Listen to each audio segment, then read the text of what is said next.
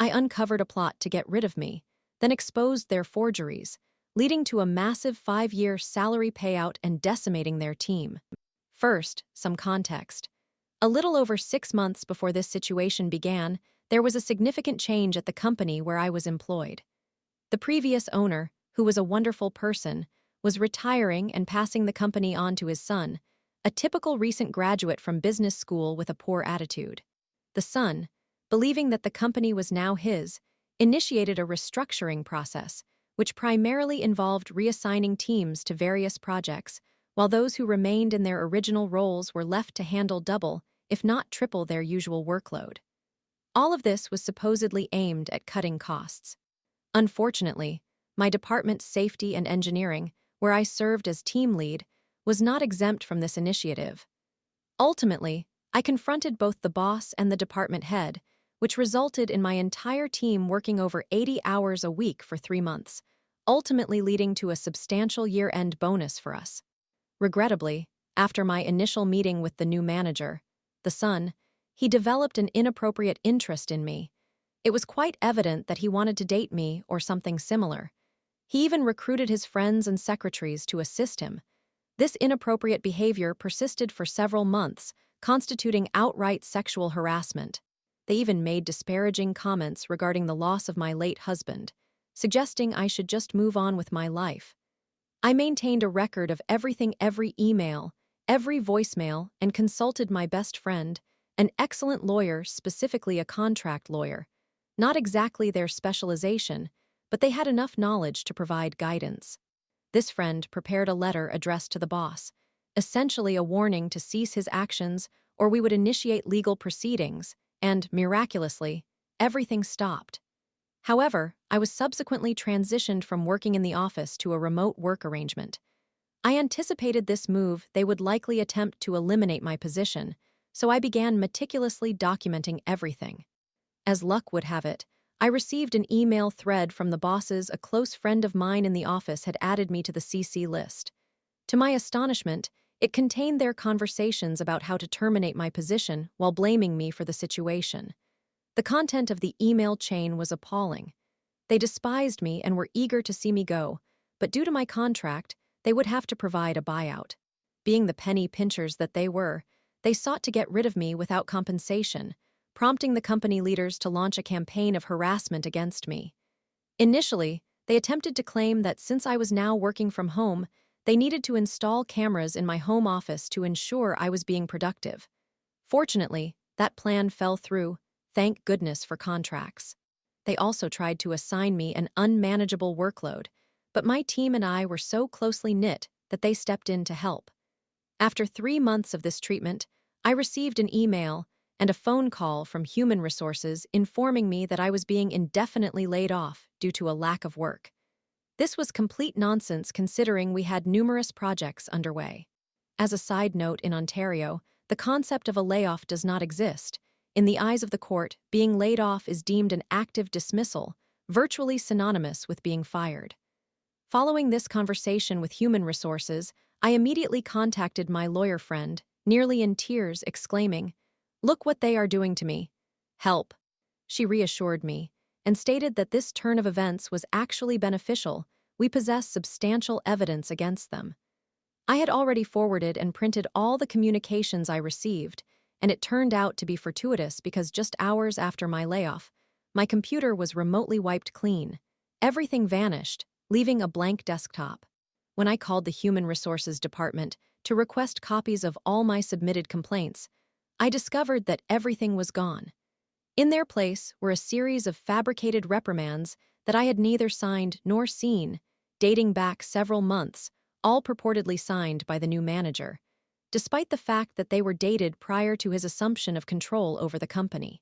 It was evident they were total fabrications, but I managed to obtain copies of everything to add to my collection of evidence. I reached out to all my former colleagues to inform them of what had transpired, and that I was essentially out. As I mentioned earlier, we were like family, and with my departure imminent, they began seeking better employment opportunities. Furthermore, they reached out to their contacts within the company, urging them to do the same. I was laid off on a Monday, and by Thursday, I entered the office accompanied by my employment lawyer.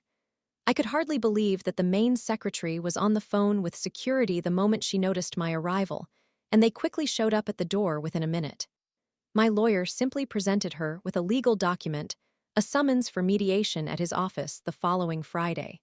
Throughout that week, I was inundated with calls and messages from the bosses, friends, secretaries, and acquaintances in the office urging me to be amicable with the owner, to drop the issue, and expressing their desire to reinstate me while sweeping everything under the rug.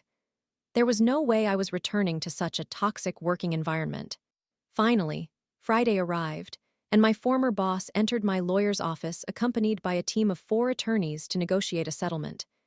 Immediately, he presented me with an offer of 3 months' severance to resolve the situation, claiming I lacked evidence to counter the fraudulent documents they had on record. At this moment, my lawyer began producing the extensive documentation we had, namely copies of every complaint I had submitted, all signed by the bosses, human resources, and myself. Thankfully, I had made sure to retain copies of each complaint when they were generated. They believed I had nothing. Oh, how mistaken they were. My lawyer argued that in court, it would clearly be evident that all the documentation on their side were forgeries, none bore my signature, and he highlighted that there were dates with the manager's signature from times when he was not even in the country, let alone employed by the company. At that point, the manager and his lawyers withdrew for a private discussion. After about half an hour, they returned with a significantly improved offer of full year's salary. However, my lawyer responded, "No, we'll proceed according to the contract and seek damages in court." Considering the recent leadership transition at the company, the lawyers seemed to realize they could not afford to take the matter to court, and the negative publicity it would bring would severely damage the company's reputation. So they essentially capitulated and asked, "What do you want?" We demanded 5 years' salary, the average bonus I would have received for each year, and that all legal fees be covered. It was a substantial victory, but it didn't stop there. I became determined to do more. I made phone calls to various companies where I had contacts and successfully found positions for every member of my team, and several from other teams. Within a week, the company found itself losing 10 of its most skilled employees. Moreover, most of these individuals had friends and colleagues who also followed them to their new jobs. The repercussions were quite severe. Prior to this incident, they had a competitive advantage when recruiting new graduates from universities. However, with the loss of nearly all their senior staff, they lacked the resources to mentor new employees. Word spread quickly about their poor treatment of employees, making them unattractive to any talented individuals considering employment with the company. Today, the company has become a mere shadow of its former self. While it remains large, it is hemorrhaging money. They now face ongoing staffing challenges and are overextending their budget to hire subcontractors. To say they no longer generate profits like they once did would be an understatement. In fact, they have not initiated any new projects in approximately 9 months. If swift action is not taken by management to rectify the situation, bankruptcy may be looming in the very near future. I did not anticipate this post would gain so much attention. It is still quite recent. I have truly enjoyed Reddit, and I never considered myself interesting enough to share anything, but I am pleased I did.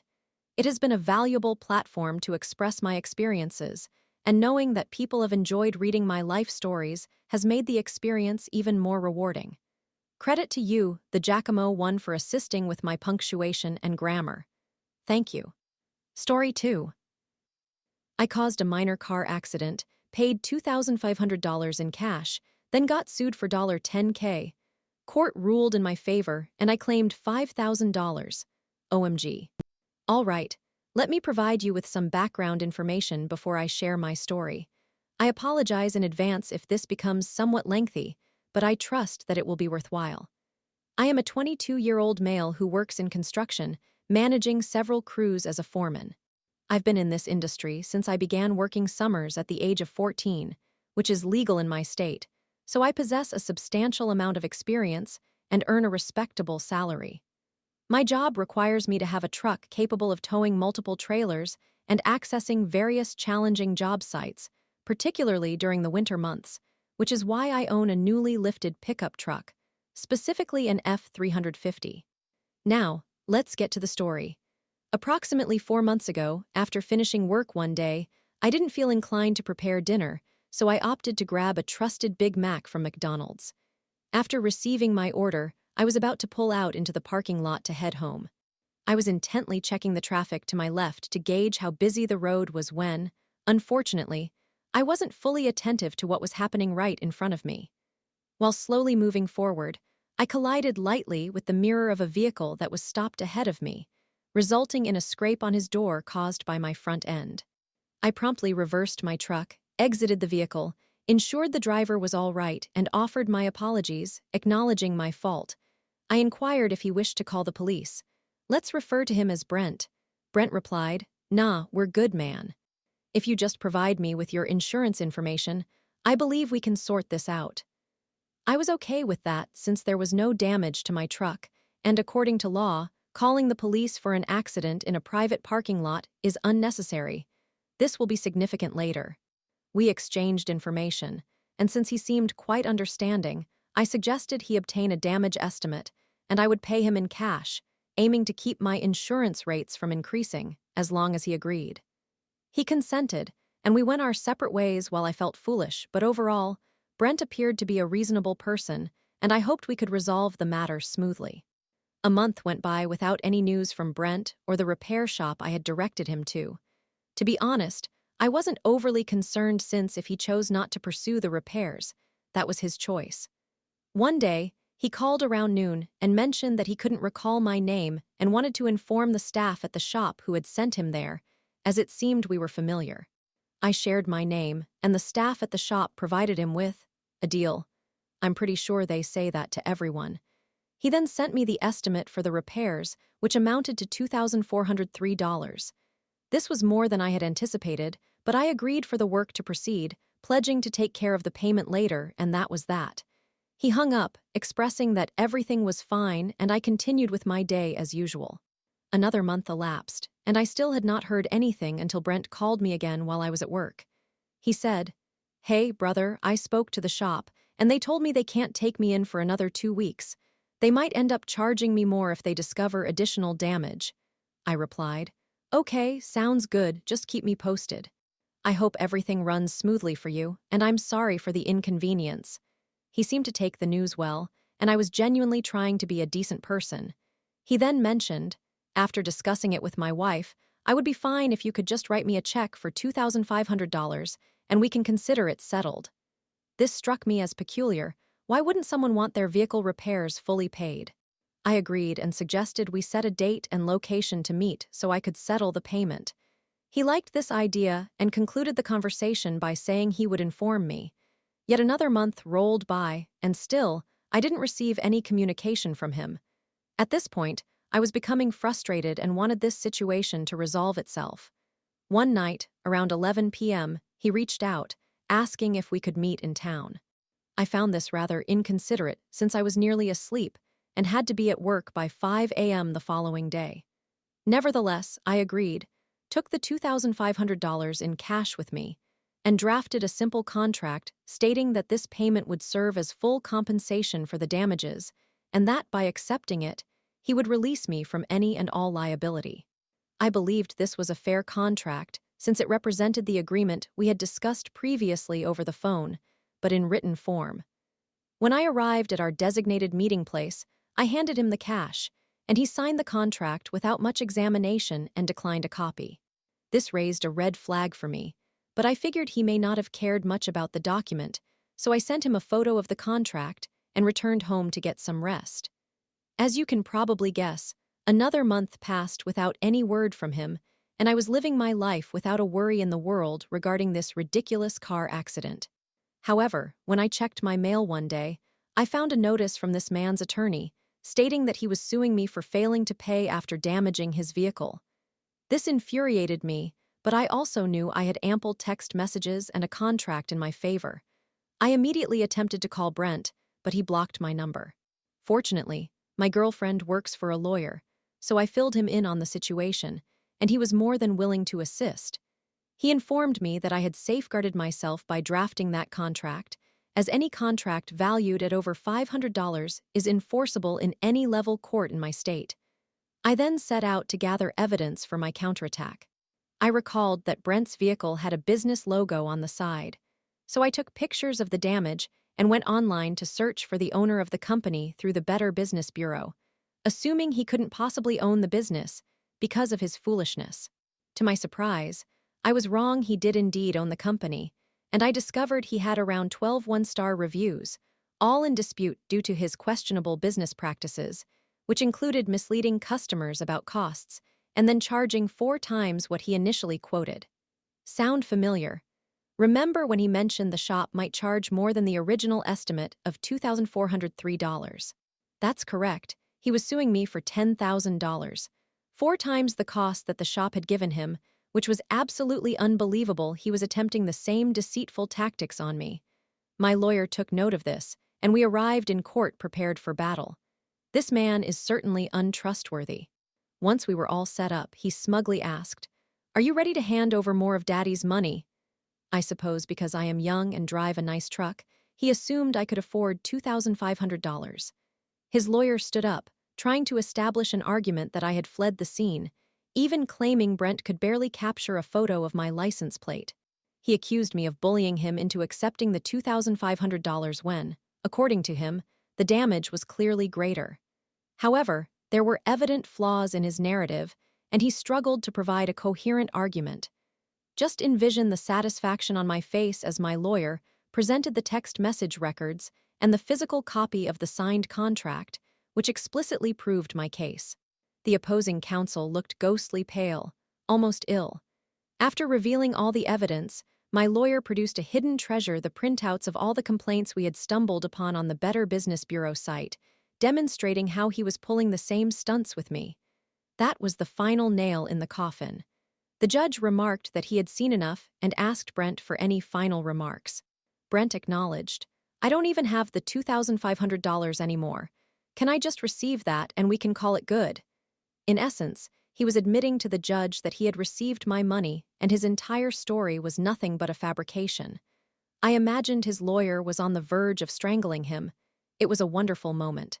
Ultimately, the judge ruled in my favor, ordering him to reimburse my legal fees, as well as damages and lost wages because I had to miss work to attend court. The most gratifying aspect was that on this specific day, my crew was working on a contract with an exceptionally high wage, and since I was technically paid before compensating them as subcontractors, I stood to earn $475 per hour. This whole ordeal lasted about 5 hours, which meant he ultimately had to pay me nearly $5,000. I don't think I have ever felt so elated in my life. I apologize for the lengthy account, but I felt compelled to share. Thank you to anyone who made it this far. Story 3. I quit my job, wrote FOFF on my boss's desk, recorded his shady practices, and got him fired. Bye-bye tyrant, hello freedom.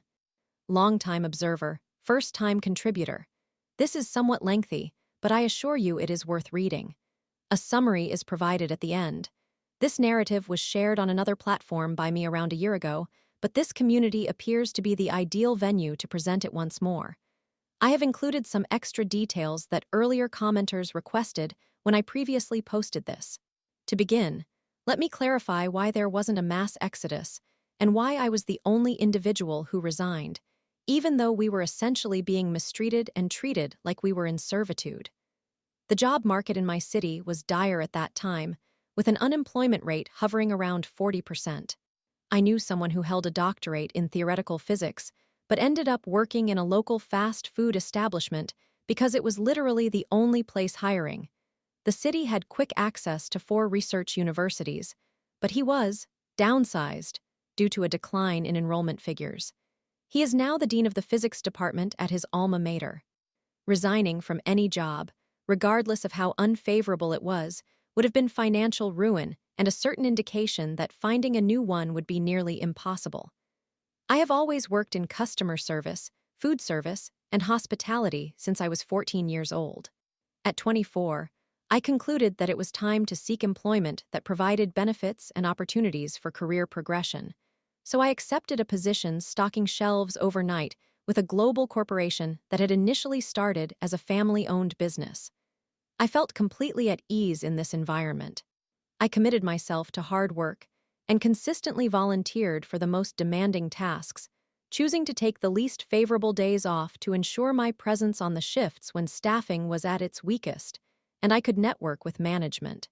If any situation arose that none of my coworkers were trained to handle, I would come in on my days off, unpaid, to learn the necessary skills, such as handling keys, paint, accounting issues, etc., to make myself less replaceable and more adaptable. This strategy paid off, and 10 months later, I received an offer for a promotion to entry-level management starting on January 1. Beginning the weekend preceding Thanksgiving, the overnight manager began to schedule fewer staff for shifts to safeguard his year-end bonus, and acted surprised when employees called out. He would then pressure us to stay beyond our scheduled hours, threatening disciplinary action for not completing our assigned stocking tasks. Upper management was notorious for approving write-ups without verifying their legitimacy, so having each employee assigned 13 or more hours of tasks to complete alone in just 6 hours, while factoring in approximately 4.5 hours for attending to customers as well, provided no protection. As each employee could only receive 2 of these write-ups within a rolling 13-month period before being terminated, we all complied and also skipped breaks and lunches to complete our assignments. The write-ups were also less threatening to our job security, as he would conveniently ignore our late clock-outs for breaks and lunch. However, there was a drawback since any approved overtime would diminish his $73,000 bonus, roughly $0.11 for each approved hour. He never submitted the necessary approval forms for the overtime. This rendered it unapproved, meaning we were required to request permission to shave hours off our regular shifts to balance out the extra time we worked. Naturally, he would never grant that approval. This situation resulted in weekly write-ups from the same manager for unapproved overtime for those of us who diligently reported to work every day, regardless of weather conditions or missed holiday gatherings with loved ones. Each week we endured the write-up, while he received accolades for accomplishing tasks with fewer approved staffing hours than what was usually allocated. Fortunately, write-ups for unapproved overtime did not hold much significance, but for 3 months they affected your points for promotional eligibility. This continued until the week before Christmas.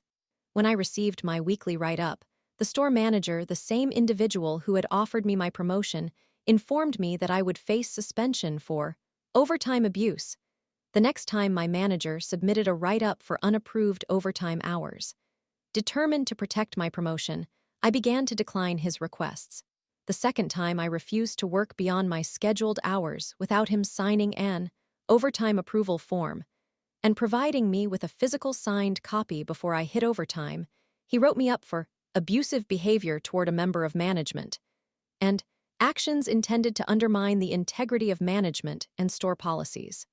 This immediately cost me my promotion, which deeply frustrated me. And then, foolishly, he left me alone in his office to sign the write-ups and the acknowledgement stating that I was no longer in the running for promotion. Initially, I contemplated simply accepting this and preparing myself to spend the following 13 months laboring for minimum wage, aiming for promotion as soon as the previous incidents fell off my record. However, upon reviewing the acknowledgement form, I discovered I was not eligible for management promotion until I remained write-up free for a period of 5 years. This meant I would have to wait 6 years and 1 month before I could even attempt to seek promotion again. All of this because I adhered to company policy.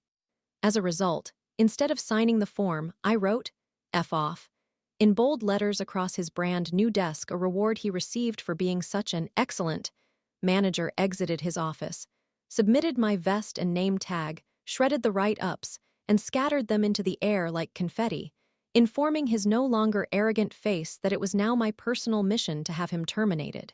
He lost his arrogance as the realization set in that I had just quit.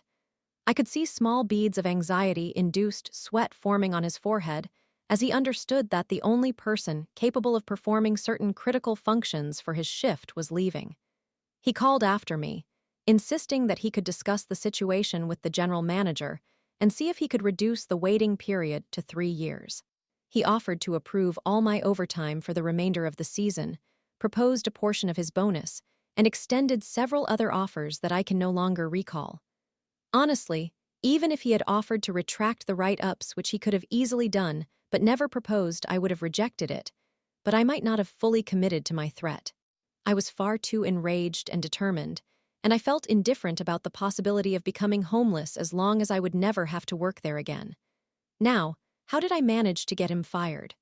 Well, due to certain requirements set forth by the Americans with Disabilities Act, I was allowed to carry a voice recorder with me at work to document important meetings, announcements, and reminders. After being written up for unapproved overtime for the first time, I began recording his requests, directed towards both me and my colleagues. I never used those recordings to contest the write-ups, but I also never deleted them. Therefore, I uploaded all the audio files to my computer, nearly 18 hours of recordings, and forwarded them to the corporate headquarters, copying every store manager and compliance officer in the district. When I went in for my final paycheck, he was long gone.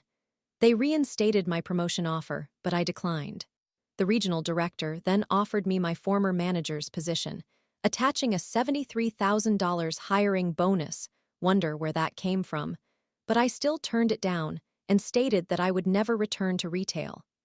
My former manager's superior chuckled and told me that everyone eventually returns, and when I did, she would find me a management position somewhere. After 5 months of unemployment, living with my mother and barely getting by, I relocated to another state and secured a job as a guard in a state prison, which I find to be very fulfilling. TLDR, after working diligently to earn a promotion, my miserly tyrant of a manager coerced me into losing it. Consequently, I reported his unethical practices, which led to his termination, and I was offered his position. I refused and am considerably happier now. Edit wow, I never anticipated receiving so many upvotes. With over 150, I feel incredibly grateful. Especially for my very first post on this platform. Thank you immensely for the appreciation. Story 4. I tried hard to improve during our 5 years, but now I feel like the villain in their story. All I wanted was understanding. I am autistic, and it seems I have severely damaged my last relationship, which lasted 5 years, to the extent that my former partner appears to regard me as the greatest mistake of their life. That is entirely their prerogative. I only wish they could comprehend that I never intended to hurt them and did not set out to do so purposely. I am not claiming I was flawless or trying to portray myself as a wronged victim, but some of the actions and conclusions they reached truly trouble me. I have never viewed myself as a terrible person. I am socially awkward, certainly, but the extent of the situation has caused me to seriously contemplate isolating myself in a swamp to ensure I can never inadvertently harm anyone again. During our 5 years together, I repeatedly asked them to communicate with me openly, but they refused.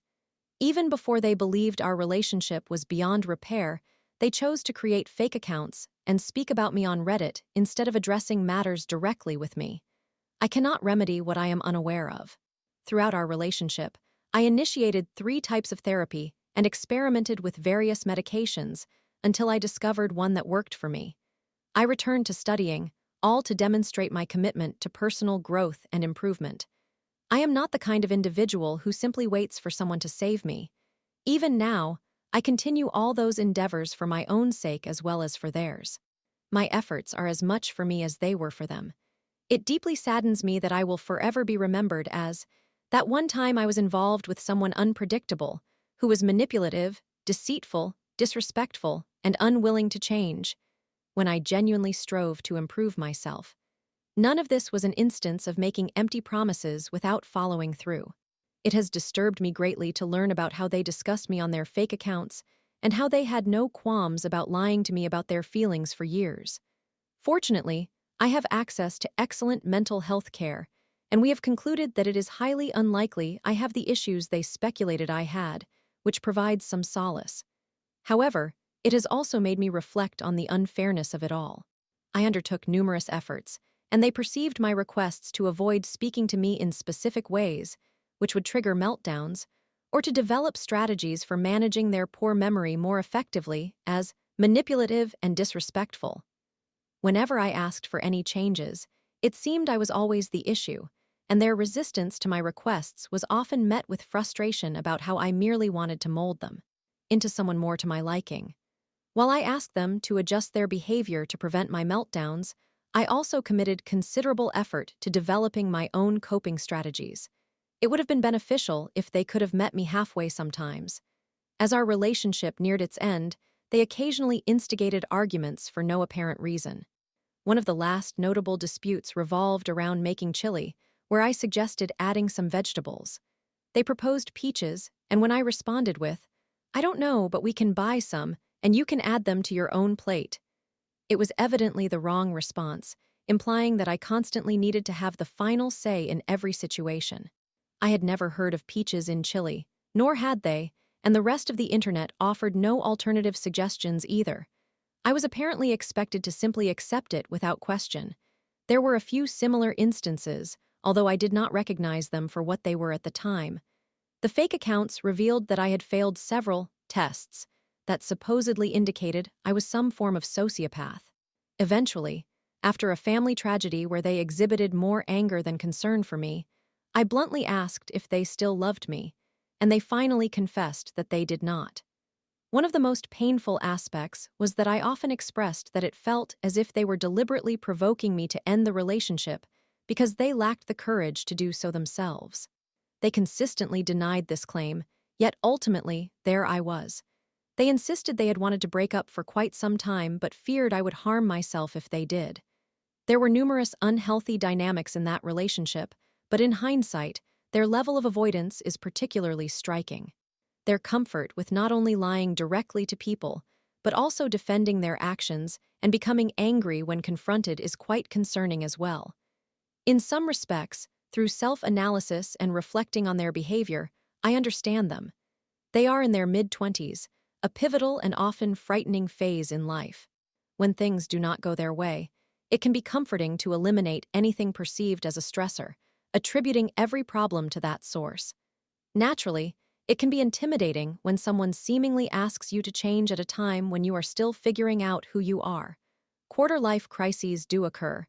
Coming to understand that they desired something different from what I could provide is valid. All I wanted was to create a family, secure a job at a bakery, witness them earn their pilot's license or at least take flying lessons, and find some comfort and stability after enduring so much turmoil. Now, at 30 years old, it appears highly unlikely that any of that will ever be a reality for me. I genuinely wish them peace and healing, hoping that one day they can accept that my actions were not intentional. I am many things, but I am not the malicious offspring of Narcissus and Machiavelli that they seem to believe I am. I made mistakes, and for that, I apologize. I wish I could make amends somehow, but it seems that opportunity has long since passed. It causes me immense pain. I wish we could communicate and clarify these matters, but they have requested no contact. Moreover, given my current dilemma, I do not even know what I could say to make amends. It feels foolish for things to have concluded this way. I hope that one day we could be friends again, but that is perhaps a wishful thought. I understand that I am expected to contemplate, but if your experience was this difficult, consider how much worse it must have been for them if they felt they had to deceive you all those years. Yet that perspective feels somewhat odd. I struggle to comprehend what I am meant to feel or do at times. I was never threatening anyone. I merely sought to be treated with respect as a fellow human being. As for my future relationships, if I encounter someone who is as comfortable lying to me and shifting their wrongs and emotional burdens onto me, I should not be as lenient as I was with them. Despite everything, I believe I emerged from this experience better than I entered, as I can now accomplish things I never thought possible just 5 years ago. Most of my memories of the relationship are happy ones, and for that, I am grateful. I simply wish they could express the same sentiment. It will take considerable time before I am willing to accept what anyone tells me at face value again, without worrying that it is some sort of mind game or evaluation, but I still want to maintain faith in people.